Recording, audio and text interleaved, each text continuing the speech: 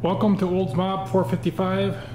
We're going to do a front hub on this 3500 4x4. Here it is an AC Delco. I think it's an original GM equipment part. And I'm going to weigh it.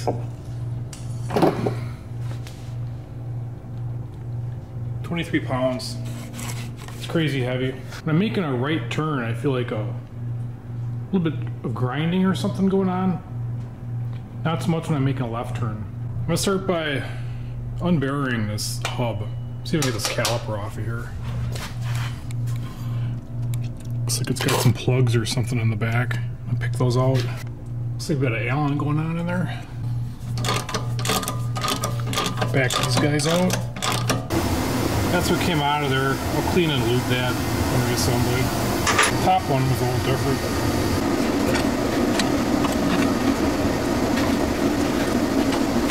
Caliper is wired up, so there's no pressure on the hose.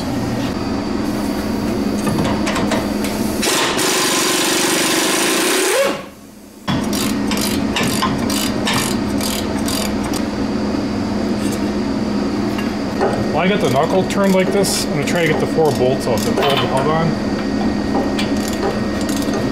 Let me see if I can do this without taking this half shaft out. And I had replaced this half shaft recently. Went to a thin wall socket here. Oh, Jesus.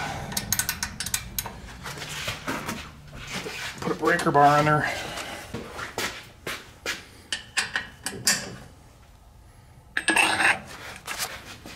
Move you guys. See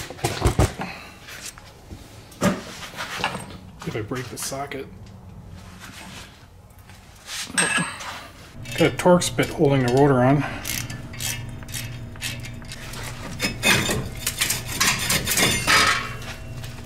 Yeah, that hub's already loose on there. This is a Texas truck. It's not a Rust Belt truck. Let's see what's in here.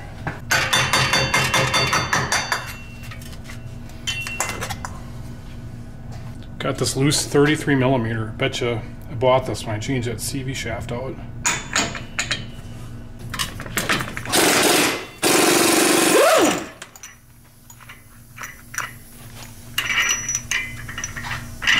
I think I'm gonna need 2 hands to unplug this thing. Wheel speed sensor. I think the new one might have this guy on it. All right, the moment we've been waiting for.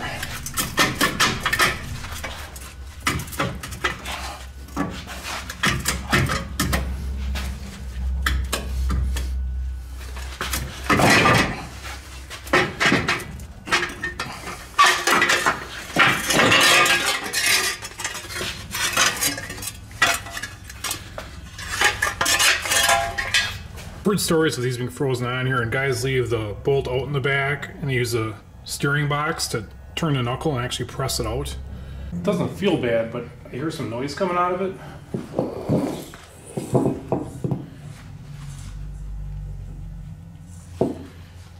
And I swear I could hear it in the truck too, but who knows? We'll bolt this new one in and give it a test drive. Clean up the surface with a little bit of Scotch-Brite. I got a seal on there. Look at that. Maybe put a little bit of Vaseline on there. Okay, clean up the surface too. I'll have to use 2 C-clamps to compress those pistons to get this caliper back on. But the assembly is basically the reverse of the disassembly. Just to make sure that that hub is on there perfectly square.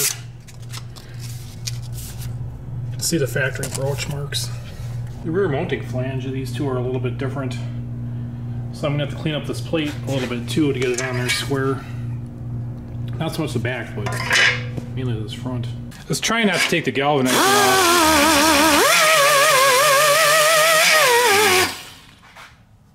But I think that should be clean enough for that new flange.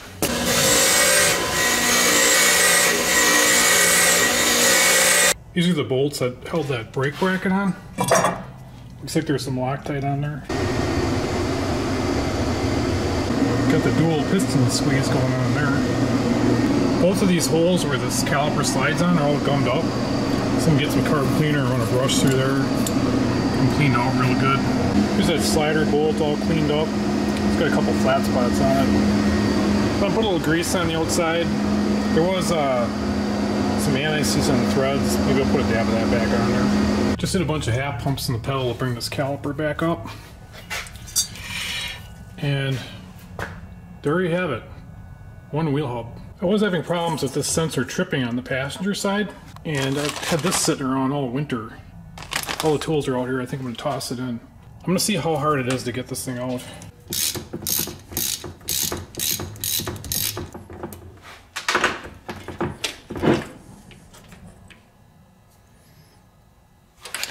Yeah, the dealership was claiming there's water intrusion in this.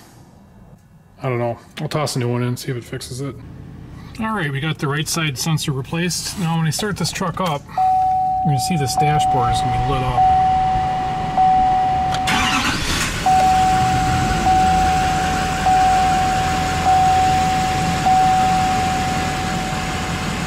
Or not.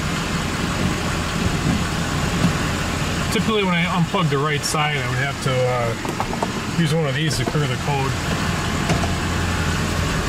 But hey, if I don't have to, that's fine too. There you have it, folks. Thanks for watching. Hopefully we'll be back on this soon.